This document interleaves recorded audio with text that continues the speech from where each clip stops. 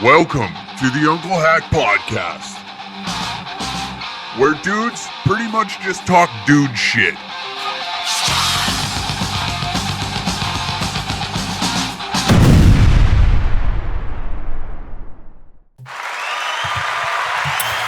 Here we have it, another episode of the Unclehack Podcast live in studio. As always, upcoming stand-up dates, July 20th, Grand Prairie, July 24th, San Jose, California, July 25th, Brea, California, July 26th, Los Angeles, California, July 27th, Pasadena, California, August 17th, Thunder Bay, Ontario, September 26th, Comox, British Columbia. We're coming back, baby. September 27th, Victoria, British Columbia, October 19th, Fort St. John, British Columbia, and then December 19th, just added, switch this date to Oxnard, California. Tickets available at dangercatshop.com.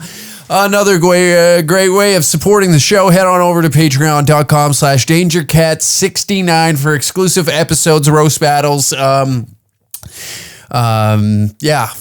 all sorts of cool things over there. More podcasting. That's what you need. More of this. More of what I'm saying to you. It's a happy podcast. We like to shine positivity on those that are going through a hard time. That's I'm going to turn into the Jordan Peterson of the I can't even say all right, because I guess he's like rewarded with that label already, isn't he? He's like, oh, this guy is dangerous to society. Somehow by not allowing women in women in men's sports is illegal. Put me in jail. Bill C-63. I'll help all the young men in jail. I'll help all of them. You don't need to sharpen a toothbrush. You don't need to sharpen the toothbrush. Stabbing someone is a prime example of allowing your anger to control you.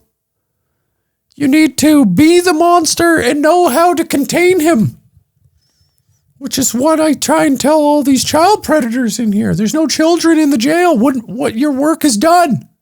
You know?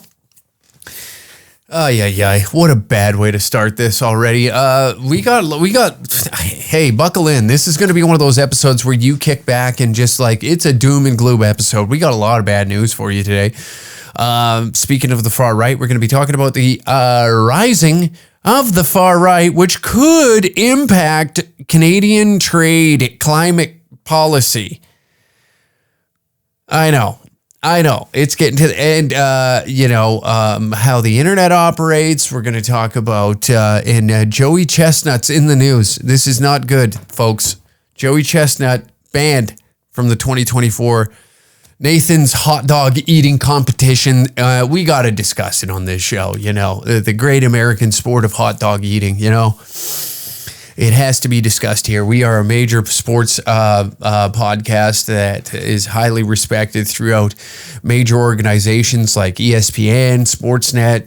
They tune in here to escape the sporting world and live in the grim reality that we all live in. Here's one thing. It got me. It finally clicked today. TikTok.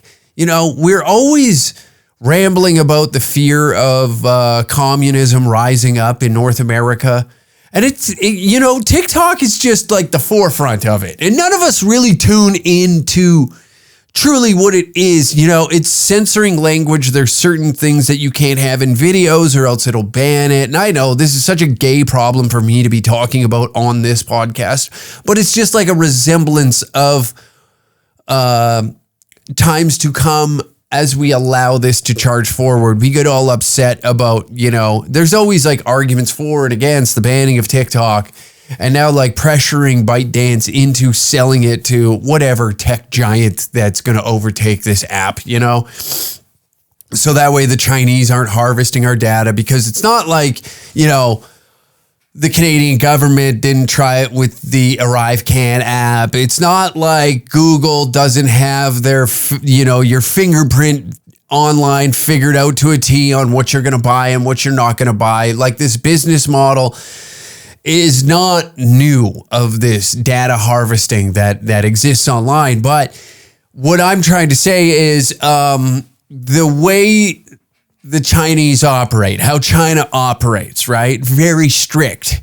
There are some rules over there that they have that we don't have, the social credit system that they have. We don't have that in the particular manner that they do. You try and get a bank loan after telling they're going on their Twitter and saying like, you know what? Xi Jinping's gay. I think he's gay. They're not too eager to hand you a loan after you do something like that. In fact, they're trying to claw back a little. You know what? You'll probably go to jail. If anything, you're sentenced to 1,000 years of smashing stone in some mountains of China alongside your other friends, which could be coming to a country near you for talking nasty on the internet, You could be coming. Imagine you and the boys in a chain gang just out there digging ditches with one another, singing songs, making up hymns that you can all fucking sing together in unity as you smash stones. Just being men, doing what men do in a communist state. Why not? Why aren't we applauding this? When's the last time you and your friends got together and had like a horrible time? Pass the bill. Get me and my friends together. Bill C-63. Shovel it through. The day it passes, I'm saying the N-word on Twitter and I'm going to jail. And I'm kicking my feet up. You guys can pay for my meals. And I mean that through your tax dollars, I'll be happy printing, stamping license plates and, maybe I'll get a job in the kitchen. Like Sam said, start a prison gang. I'm not too eager to start a prison gang. I'm hoping that I can get like, some good boy rewards, like an N64 in my cell. I'll barely leave. I'll just get fat. Every now and then try and go on TikTok live, raise a little money to put on my books so I can get a honey bun and maybe some coffee. Some Old Spice deodorant to keep myself smelling good inside the joint. Me and the boys playing Mario Party, little Diddy Kong racing. That's all I'm looking forward to.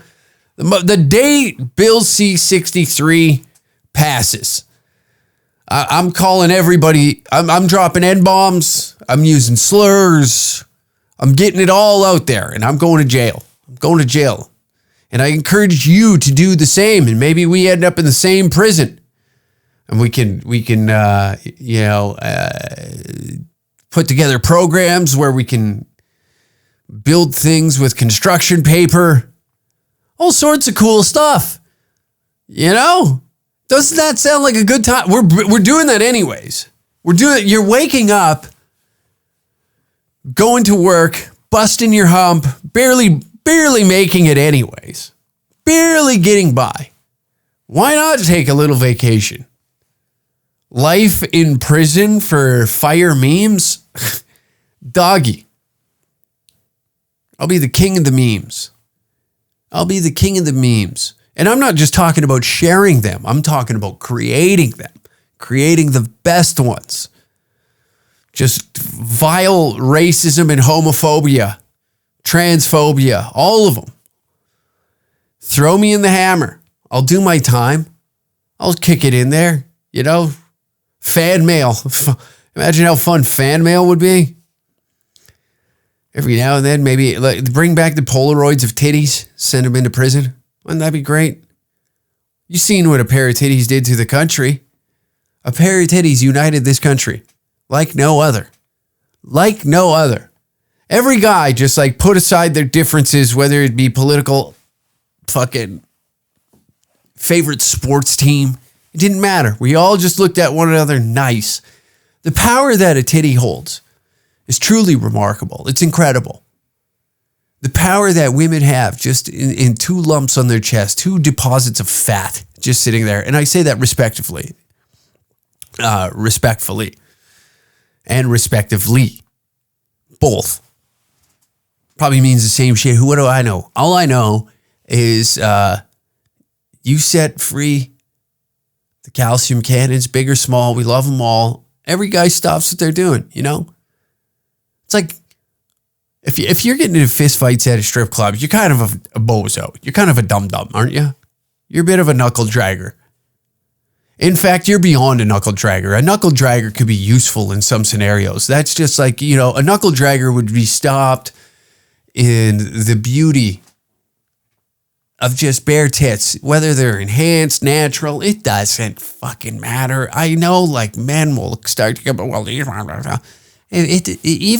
if they're a set of 90-year-olds, just a saggy set on a 90-year-old, slapping kneecaps, you're still like, nice. You know, like the reaction is always the same. Nice. That's how simple I want to live my life. Just like that. That's the simplicity that I gun for constantly, is just to constantly be in that mood where I'm like, nice. That's it. And if you're a fan of this pod, you understand what I'm talking about. You're just nice. That word just, it gets it. It traps all the emotions that you have when you're just like, oh, nice.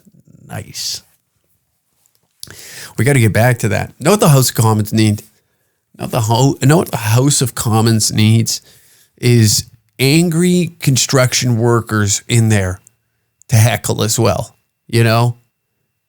I think that would like level out the playing field. We got too many dorks in there. There's too many suit and ties. They spend too many hours inside classrooms. The reality of other beings that they're trying to garner their vote, like the working class, doesn't resonate well when they speak. You just need one guy in Congress that's designated, like, doesn't even have to have political affiliation. He's just there to talk jazz, just to put these guys in their place. Maybe and it can be very simple just to call one of them gay.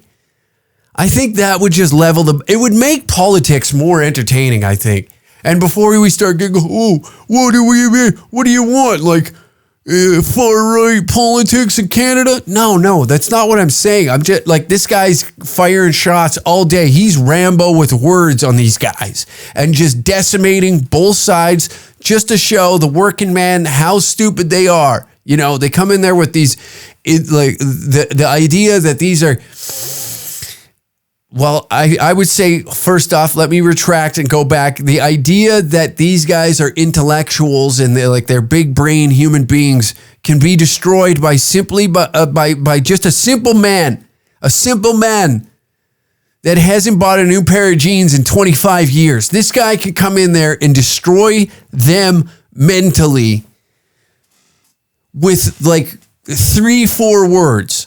3-4 words. I was just thinking today of like all the funny things that have been said to like a new guy that's kind of dumb, you know, that's learning. I wouldn't say he's dumb. He's learning the environment.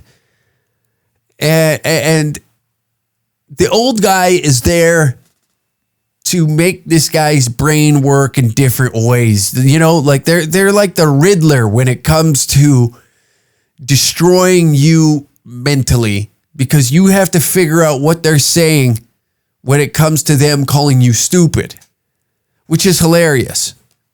It's such a funny way to call someone dumb, is to make them figure out that you called them dumb. Like, for instance, I had a foreman one time looking at a guy and he goes, you know, I could take all your brain cells, put them in the thimble and still have room for my thumb.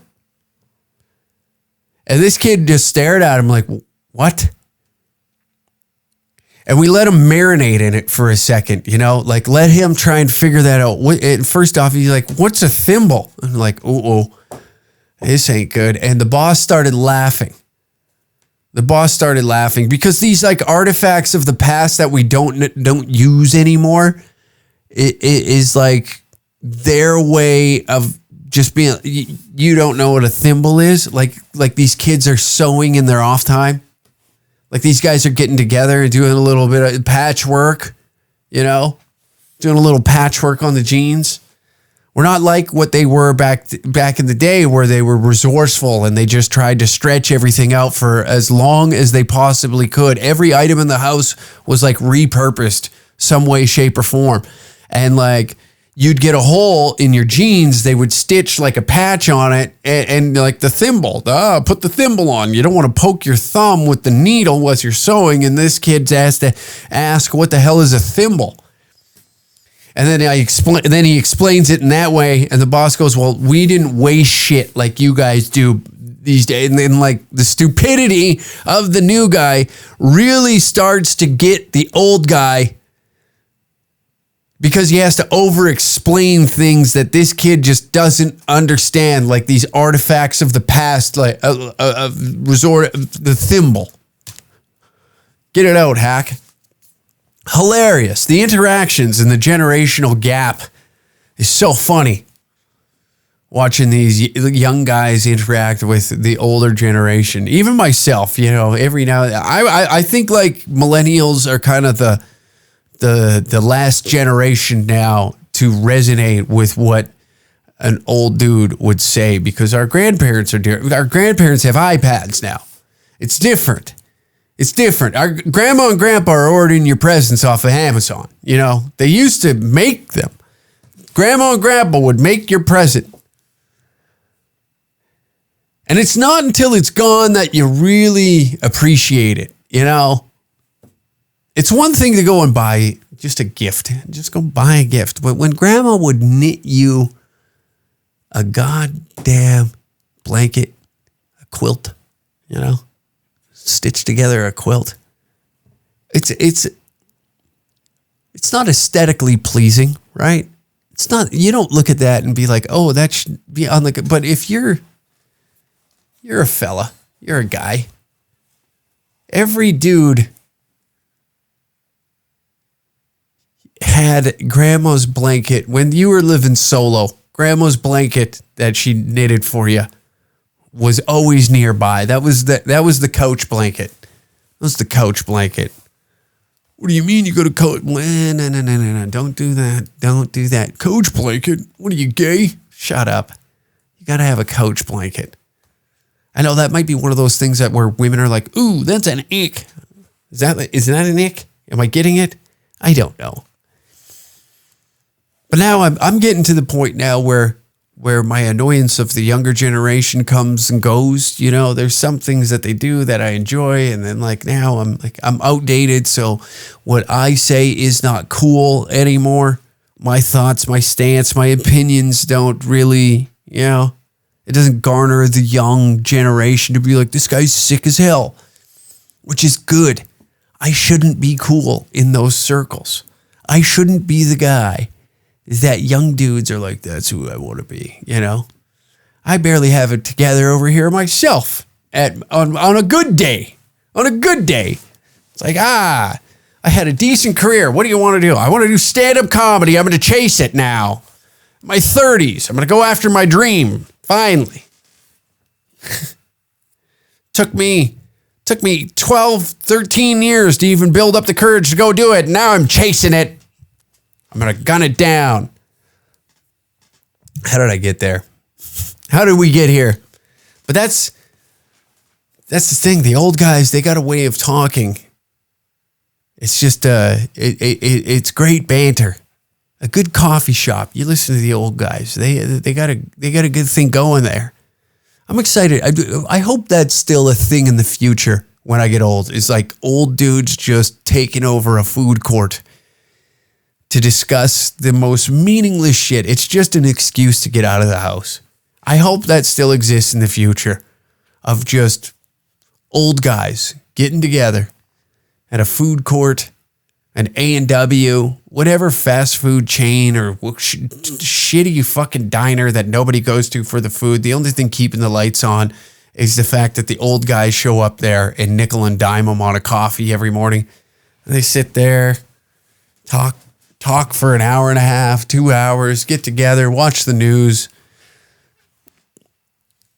and practically just staring down the pipe of death. And when's it coming? I pray that's still a thing. Just old guys getting together. Before one of my grandfathers passed away, he had this trucking route, and he would stop at this place and just have a coffee, sit by himself, and it would be like, this trucking route was maybe, I think every 3 weeks he had to do it. And then he found his little spot, you found your spot. This is where I'm going to stop. I'll grab a water, whatever, have my coffee, read the paper, do old guy stuff. Yell at fucking minorities, get mad overhearing different dialect. That type of stuff, like the good old days.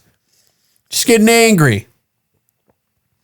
Get angry about immigration. Get angry that how poorly made most of the kitchen appliances are. You're constantly having to replace the blender. Used to have to crank it by hand. The chainsaw was cranked by hand. But those days are long gone. And Grandpa would go and he'd find this little, it was like a convenience store with a diner attached to it. Stop, have his coffee there, then mosey down the road, have a piss, grab a bag of beef jerky, the locally made beef jerky, and mosey on his way. And then he stopped just a handful of times before the group of old guys that would gather there every morning that invited him into the circle, It's just, then all of a sudden they're talking, and my grandpa wasn't a man for many words, but I remember the one guy laughed because he came to his funeral. He goes, "It's nice to meet all you. He always talked about you guys, but it's just nice to meet you." Yeah. And he said, one time your grandpa was talking to me, and he said, "You talk too much." And that's like, that made me smile. It made me smile and laugh. Because it's like, it is hilarious how men can gather in a large group and just sit there in stone cold silence. Stone cold silence. No thoughts, no real reaction to what's happening around them. Just in the moment, thinking about shit, just looking at stuff. Isn't that a nice thing to be able to exist in a mind like that? And that's some true dude shit. That's dude shit. I noticed, Only a true dude could sit there, and whether it's absolute chaos, you could be at a wedding, kids running around screaming. You could be like a family reunion. You could be anywhere, where in any setting, whatever setting where in your head men gather around a bonfire, and you can just sit there and listen to the fucking crackle of wood burning and think to yourself that one word that we discussed nice. See, what is this like? Am I turning into like dude ASMR? I'm just those videos where it's like guided meditation. You throw this on in the work truck, and I'll just walk you through scenarios that in your head you'd be like, nice, And earlier it's just like catching a pair in the wild like that at an Oilers game or wherever it may be. Just an intoxicated lady with low inhibitions and low standards, no morals, no nothing really, not much going on. Just decides to whip them out just for the enjoyment of all the men around her. In our world, we're just happy that got caught on cell phone footage so that way we could share it amongst our peers, right? In reality, dudes, any smart guy, any dude just like, yes, there's no phone. There's no phone in your hand. You're not trying to capture a moment all the time, right? You just think that's that moment. If you put yourself in those stands and you just look to your right and then all of a sudden there's tits out and you're like, oh, that is just beautiful, isn't it? That is just wonderful. That is just how I was planning to have my day. And just there it was. I manifested that. I thought to myself, it'd be a good day if I seen a pair of tits. And lo and behold, I see one. I see a set. Another scenario, gentlemen. Another scenario. Picture this. It's just past dusk. You threw the fourth log on the fire, right? Right after making the teepee, the 3-log teepee is elite. You can't beat the 3-log teepee to get the fire started. So the fourth log goes on, and then that's, the night is set. Fire's going, fire's rocking. The crackling is taking over the airwaves all around you. All the men, the women have decided to go inside because it's just a little too cold out. And then that's when the fellas really start to thrive. No conversation. Nothing's happening. And then out of nowhere, somebody just goes, anybody need a beer? And then that sound of like a man fishing around in a cooler with the ice, and it's like, you hear the ice in the water and the lid opening up. The hand goes in, pass it around, take one, pass it around. It's like fucking pop quiz tests when you were in grade school. Take one, pass it around. Pamphlets, pamphlets when you're back in the office. Now we're angry again because I took a fucking, hey, take this safety sheet about how to properly use a spray can. Take one, pass it around. Now I'm ruining this moment, but we're going to bring it back in because then that noise completely numbs it. And you're back, you're centered. The chi is there, boys. The chi is there. This, my friends, wasn't intended to be a funny podcast. This was intended to be a podcast set in reality, to bring you back down to earth. We've been angry on this podcast for quite some time, right? We've been angry for quite some time. I'm just trying to keep everybody level out there. The fucking 1.9 billion people that listen to this podcast. It's a predominantly listened to in India, believe it or not, because they're like, oh, what can we expect coming to Canada? And you were like, oh, they recommend it. They recommend it to anybody looking to immigrate to Canada. They're like, this is who you're probably going to bump into a lot. A guy like this, So a lot of East Indians tuning into the pod.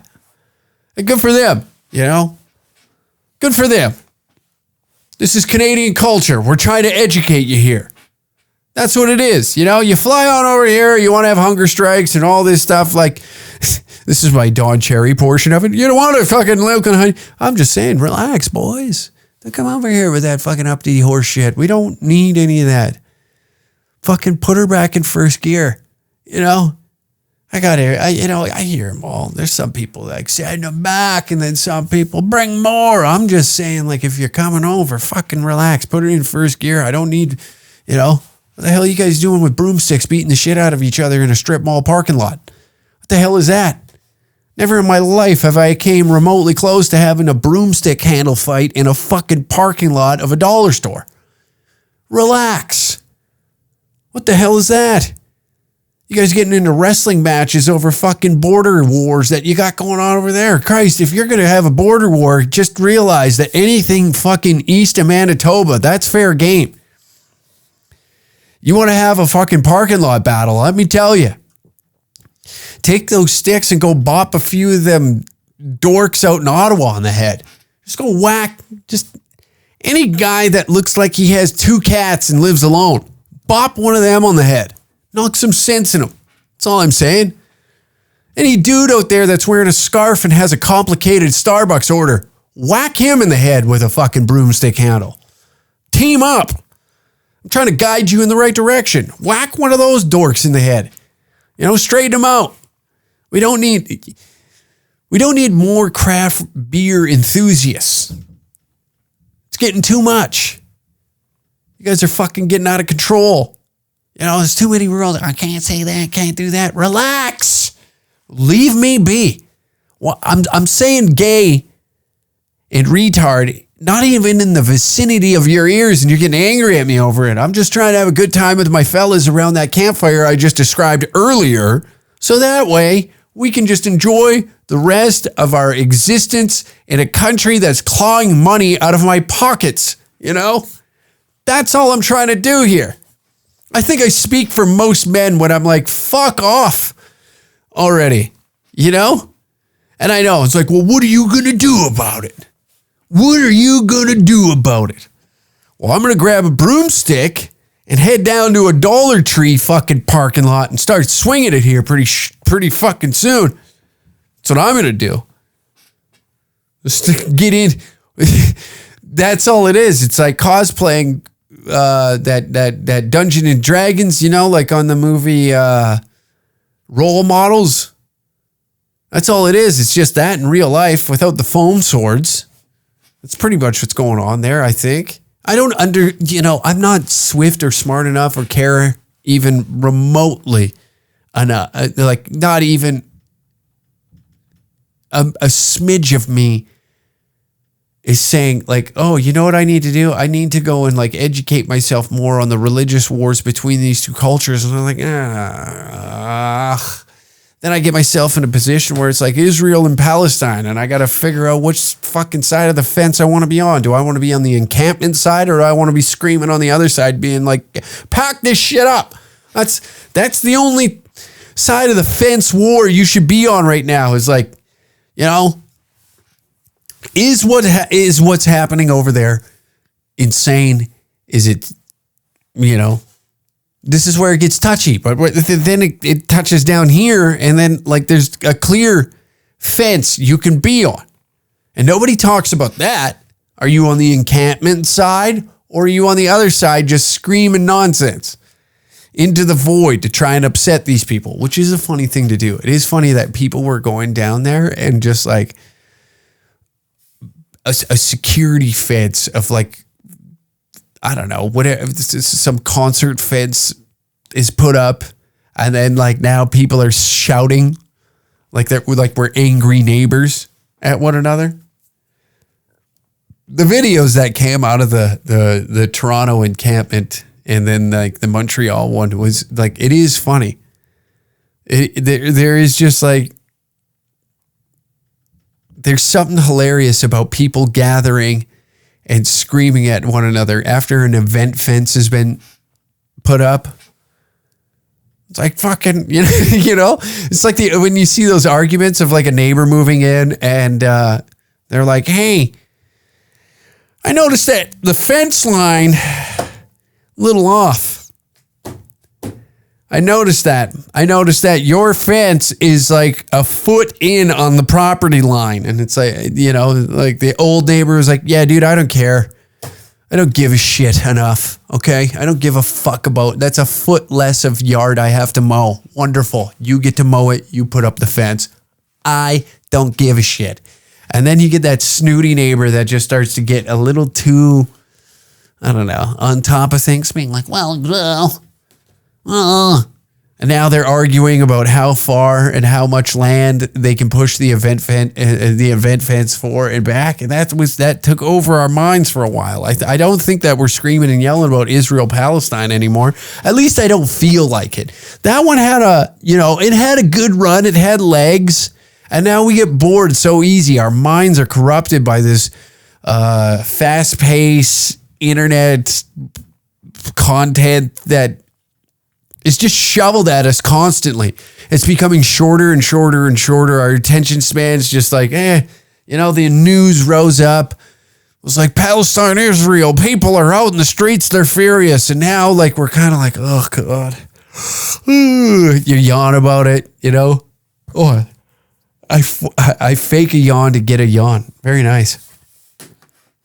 But that's what the internet is now. It's just it's always has been. It always will be this fucking grounds of obnoxious behavior that you can't quite do out in public, and now it's seeped into public, and we forgot what the internet should be used for. And in the New York Post, this is what's happening with the kids. Okay, the kids are. Here we are.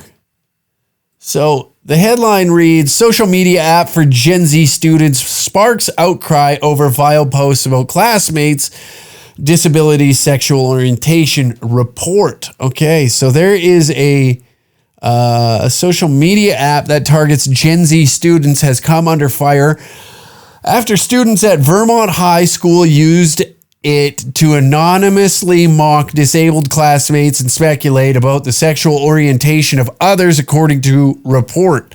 Fizz Social, a private messaging board founded by 2 Stanford University students who build it as an uplifting digital space for Gen Z, has been blamed for wreaking havoc at Champion Valley Union High School in Heinsberg, around 15 miles south of Burlington. Now, let's go up a sentence. It is used anonymously to mock disabled classmates and speculate the sexual orientation of others. It's called the internet. That is literally called the internet.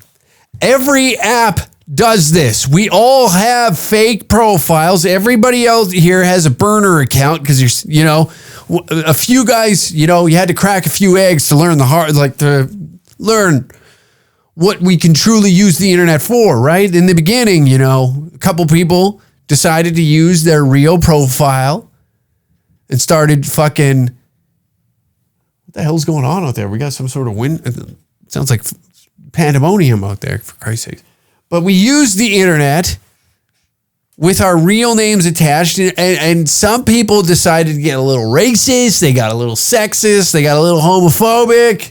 They let their thoughts fly with their real name and pictures and job title and location of said job on their profile, which then led to people, sending in what these people say online, and you get fired from a job and blah, blah, blah. The rest is history. And now it's all turned into burner accounts, so that way you can say wild shit and not have to deal with the repercussions of it. Now, in my circumstance, I've had to deal with it because I said these words in a video that then I put it out to, you get the story, right? So I understand that.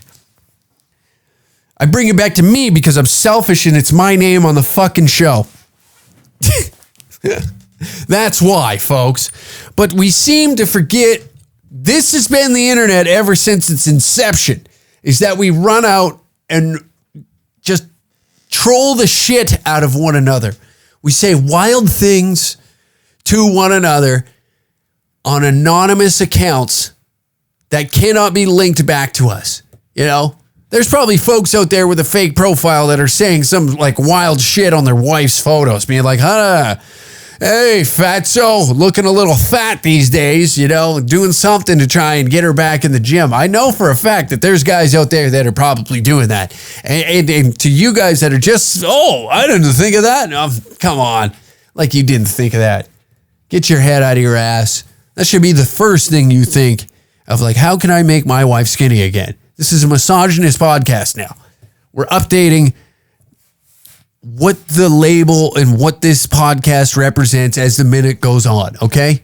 So a lot of you don't understand what it is that this podcast represents. It's everything at this point. We don't even know the direction that it's going half the time, But here we know when it comes to the internet, folks, it's meant to be a place where assholes unite.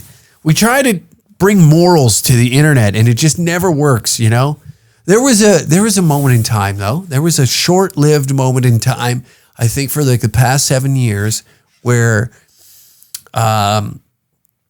people tried bringing morals and the positivity and the nonsense, if what we would call gay. When somebody goes, you can't say, we don't like that, especially on the internet.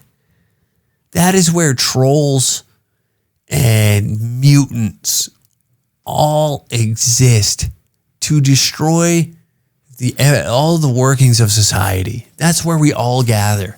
It's a town square of dipshits. And then you try to bring in somebody with a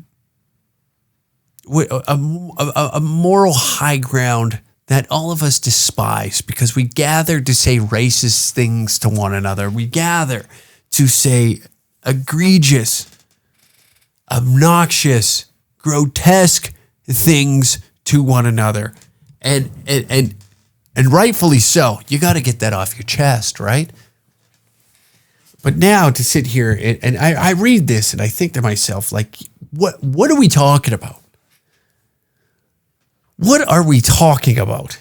You know how many fake Twitter accounts are out there calling me a fag right now? You know how many, and I'm sure it's not a lot. I'm over here acting like there's probably 1.5 billion East Indian men that are going to be listening to this episode and thinking to themselves, I'm going to call him gay on Twitter now. I'm going to call him gay, because he doesn't understand why we swing broomsticks at one another in a parking lot of a fucking dollar store, And they're going to come back at me and be like, well, why did you guys get together and go to some honky-tonk fucking bar, swill back the deliciousness of Budweiser, and then go and boot fuck one another in a gravel parking lot? Why do you do that? And he'll be like, you have a great point there, sir. Why do we do that? Why do we do that? Because in our heads, in this culture that, exists here in Canada, we have to figure out who the toughest is in every town. And then we take that guy and we take him to the city and see if he can hang in the city. Like, can he fight knives? Can he fight 3-on-1? Can he how many women can he beat up on a dance floor? These are the questions that we have, like a tournament style basically bracket that's like worked out in our heads. Nobody really writes it down, but we chalk up, okay, if he beats him, that kind of makes him, that puts him in like the number one contender position. And this guy's a little aged out, so he's been inactive for a while. Like, there's always this active running contender series board that's going on where if like two guys fight, then we figure out, oh, okay, he's tougher than him. And then we figure out slowly. It's like a 6 month, 7 month process, depending on how much all the individuals that we deem tough go out and get drunk. That's it. That's all it's depending on. There's no scheduled fights. They just happen out of the blue. So, you know what? You got a point there, sir. And if you would like to get in the bracket, then you move to small town Canada and we'll throw you in the mix.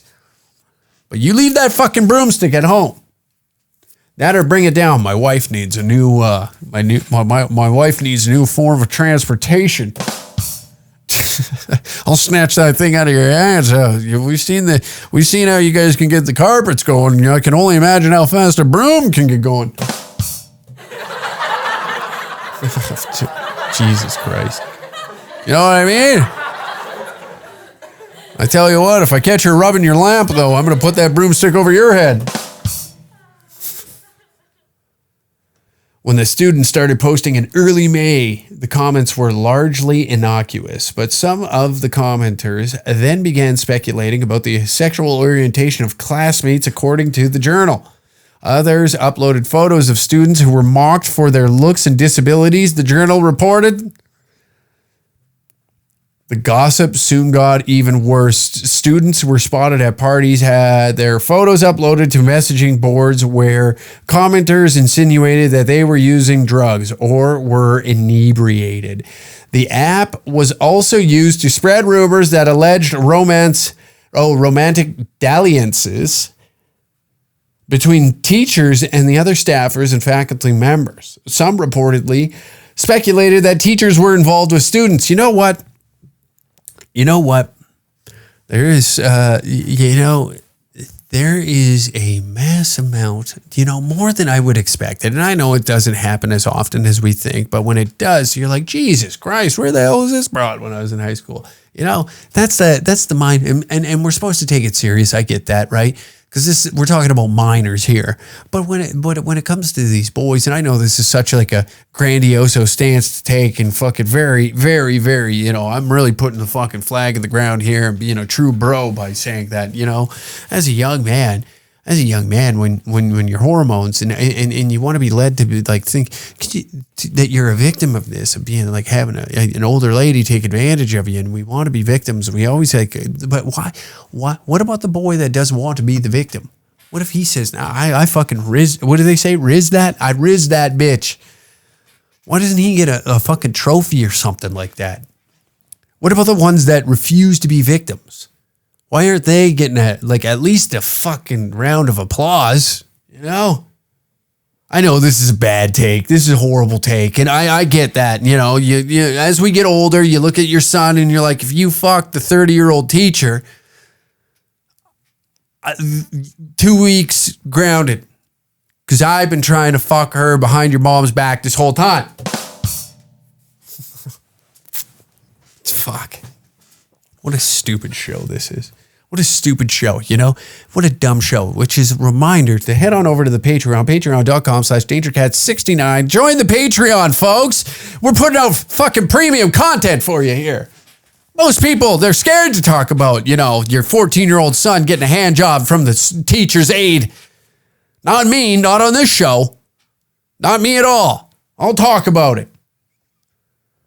Now, if the child does feel like he's been victimized or, you know, has been taken advantage of, well, take him out for ice cream, I guess. You know, we don't want these boys to grow up to be victims. We need them like, hey, listen, fella, you got fucking, you know, I couldn't imagine the conversation my father would have with me if I nailed, especially a teacher's assistant or a teacher, just anything like where, you know, passing grade. Let's call it a passing grade where you're like, all right, how the fuck did you manage that?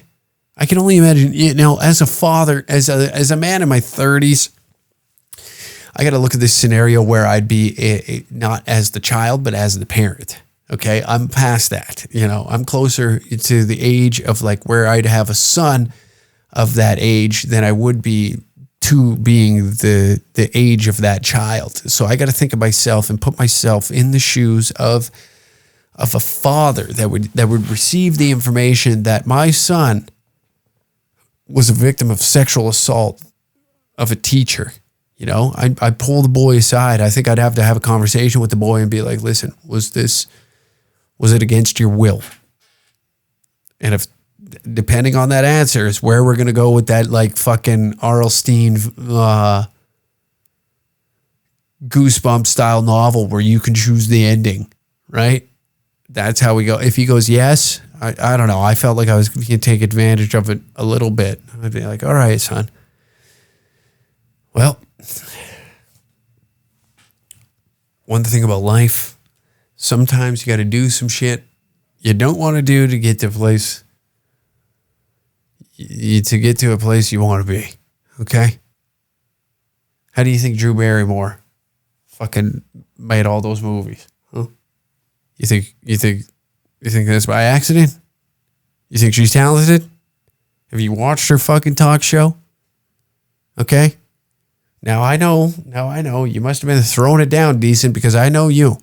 You're dumb as a sack of fucking rocks. In fact, I could put all your brain cells in a thimble and still have room for my thumb. And he looks at me and be like, yeah, and like a spaced out look, like you just got whacked in the head with a 2x4 in the Looney Tunes fucking world. Stars around his head. What the hell are you trying to say, Dad? Exactly. I know you're dumb as shit. And I guess I can figure out what teacher that was. A language arts teacher, wasn't it? And he goes, yeah, how did you know? How did I know? I have seen your spelling tests. I have seen what you write on Twitter. Okay? I've seen the captions of your TikTok. Okay, buddy? Not the swiftest cat in the barn when it comes to grammar. So, you must have done a good job at something for once. So let's look at it like that. Huh? This is a wild turn in this episode. You must have did something decent enough. Or she must have liked it enough that she gave you a passing grade. So let's look at the positives here. You wipe those tears from your eyes? Come on now. Grow up. Talking to you like this is your father talking. You want to know what teachers were in my day? They were on the brink of retirement. Now, if one of those ladies pulled you into the back and fucking, had her way with you, I'd feel a little more sympathetic. But that's not the case, son. That is not the case at all. In fact, I'm a little jealous. Okay? Because in my day, we were catching the teachers that are just riding this out, trying to collect their pension for just whatever they can claw back until the school system said, like, you got to get out of here. You're on an oxygen tank. You can't be teaching kids. You smell like fucking mothballs and cheap cigarettes from a reservation. What the fuck is going on here? Get the hell out of here. Got an oxygen tank in between, like, as you're writing up. You know, what's the lesson of the day? You're writing that up and you got to pause, walk back and go back to that's the teachers we had. All right. The gym teacher couldn't do a push-up. That's the world now look what's coming out. Look what you have. And you want me to feel bad for you, huh, son? Unreal. Can't believe the audacity of you simpleton. Get off the fucking internet. You're not a victim. Now, if one of those old ladies, in fact, one of those, you know how excited we would get if one of those old ladies would wear a t-shirt that day, you know, if it was like track and field day, and one of her titties, she like reached up to grab something off the top shelf, one of her titties would fall out of the bottom of the shirt. We get excited because we seen a nipple. We seen it. That's the world I grew up in, boy. And in fact, in those days, pictures had 8 pixels. They had 8 pixels. All right? So if a nude was taken on that phone, you had to like squint. You had to do whatever you could. You had to back up 4 or 5 feet and squint at it. And it like, oh, I think I can see the top of a titty there. I think. I don't know, but I have to allow my imagination to stretch this picture much further. And now you have a library of fucking God knows what sitting in your pocket, and I'm supposed to feel bad that the teacher whacked you off in the retard fucking classroom, don't I? Ay. That's the world we live in. And you want to know what? No, this isn't even the worst story of the day about the kids fucking, you know, causing a ruckus. We got ourselves quite the storm outside there. I don't know if you can hear this now. Next up, Joey Chestnut banned from 2024 Nathan's hot dog eating contest over partnership with vegan wiener company. The traitor himself, Joey Chestnut, has won 16 out of the last 17 events. And now Joey Chestnut's reign looks like it'll be on a brief hold. The 16-time Nathan's hot dog eating contest champion is reportedly barred from competing this year. Joey Chestnut recently signed a deal with Impossible Foods, a rival of Nathan's that has launched a vegan wiener. I love America. I love America because of this right here. The Major League Eating said in a statement, "We are devastated to learn that Joey Chestnut has chosen to represent a rival brand that sells plant-based hot dogs rather than competing in the 2024 Nathan's famous 4th of July hot dog eating contest." Now, is this a publicity stunt by none other than one of the greatest Americans to ever walk the planet Earth? You know, there's been some great Americans. We've witnessed some good ones, right? But Joey Chestnut, we're talking about a fucking 16-time champion over here. All right? This guy shovels fucking dogs down his yap. What's his record? It's like 63 dogs down the pipe. No problem. No questions asked. An all-American fucking hero. And this is why I love America, because they don't stand for fucking bullshit like this place up here in Canada. The moment that this guy goes to the fucking away team, a rival brand selling plant-based hot dogs, out of there. Get the fuck Out of here. Hot dogs, really known for its nutrition and, whatever meat is inside there, whatever it is, the American tradition of hot dogs is not about to be tampered with by some fucking jack off sellout like Joey Chestnut. What are you doing, Joey? MLE said it allowed Chestnut to participate in a rival competition on Labor Day, which will be broadcasted on Netflix. Chestnut is reported to have a $200,000 appearance fee in last year's contest. It was offered a 4-year, $1.2 million deal. This is God bless America. They take everything so serious. It's amazing to me. They don't let anything just slide through. You could invent a game where you have to whack a ping pong ball with your cock and lands into a red Solo cup, right? And they'll make up some sport out of it. You have to be out there wiener ball. They'll call it wiener ball, wiener whacker ball. And you're out there with your buds, with your hogs through the zipper, and have to, hit a ping pong ball into fucking, I don't know, even a hula hoop for all I give a shit. And they will make it a nationally broadcasted sport and have champions and sponsorships and just out of nowhere make up. This is what America is built on, sport. That's what they're built on. I believe that I think it was the American cricket team. The American cricket team just went over and played India or some shit like that and beat the piss out of them. And this is the first year that they're playing internationally or invited to some tournament. Americans love sporting events. And that's the America I want to live in. And I want the America, that's the America, I live in America. That's the America I want to be a part of. I miss